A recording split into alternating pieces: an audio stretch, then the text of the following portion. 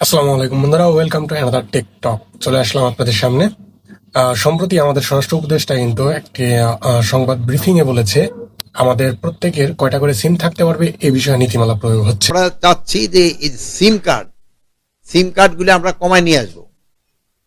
দেখি তো এখন একবার ড্রাস্টিক্যালি কমানো যাবে না, আমরা একটা প্রসেসের মাধ্যমে আস্তে আস্তে কমায় নিয়ে আসবো। আপনারা জানেন এই সিমের মাধ্যমে বিভিন্ন ধরনের, যেহেতু এই বোন হয়তো একটা সিম আনতে গেছে, বাট ওনার চাপ দিয়া হয়তো দুইটা তিনটা সিম অন্যের নামে বাইট করে নিয়ে গেছে।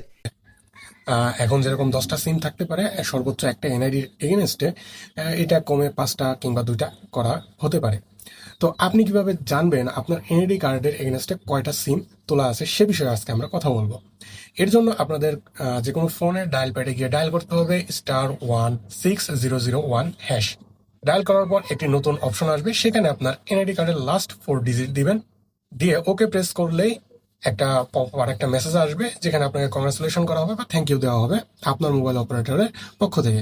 এরপর আপনি কিছুক্ষণ ওয়েট করলেই, আপনি যে কোনো সিম থেকে এটা ডায়াল করতে পারেন, আপনি কিছুক্ষণ ওয়েট করলেই একটা ফিরতি মেসেজ পেয়ে যাবেন, সেখানে আপনার এনআইডির আন্ডারে কতগুলো সিম আছে সেগুলো আপনি দেখতে পারবেন, এবং আপনি তখন বুঝে নিতে পারবেন যদি কোনো আনঅথরাইজ সিম থাকে, যেটা আপনার নয়, আপনি কিনেন নাই, বা আপনি বুঝতে পারতেছেন না এটা কোথা থেকে আসলো। তখন আপনি আহ, সে বিষয়ে লিগ্যাল অ্যাকশনে যেতে পারেন বা সেই সিমটি অফ করে দিতে পারেন। এবং আশা করি এই বিষয়টা যারা জানতেন না তাদের জন্য অনেক হেল্পফুল হবে। তো ভিডিওটি ভালো লাগলে অবশ্যই লাইক করবেন, বন্ধুদের সাথে শেয়ার করবেন, আমার চ্যানেলটি সাবস্ক্রাইব করবেন, পেজে ফলো দিতে ভুলবেন না। পরবর্তী ভিডিওতে দেখা হবে, সে পর্যন্ত ভালো থাকুন, আল্লাহ হাফেজ।